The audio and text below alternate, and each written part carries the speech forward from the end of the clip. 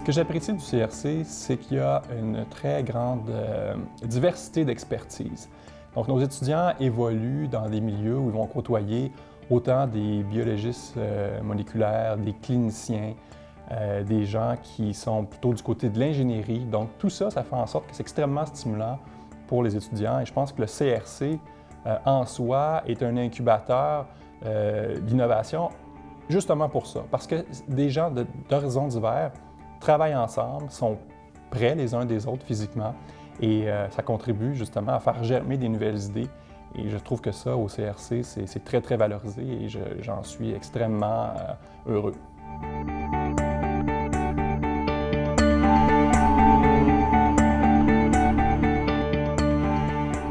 Donc, la mobilité étudiante, c'est quelque chose qu'on valorise beaucoup au laboratoire. Donc, avoir des partenaires, que ce soit à Montréal, ailleurs, en province, au Canada ou à l'international, c'est toujours profitable pour diversifier nos horizons et on encourage ça.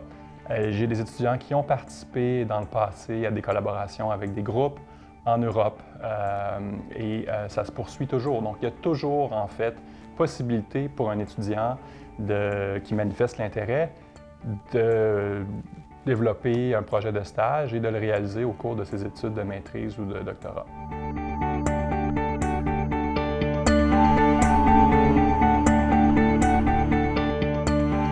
La recherche en physique médicale se fait beaucoup avec des médecins dans 3 secteurs d'activité principalement, donc la radiologie, la médecine nucléaire et la radio-oncologie.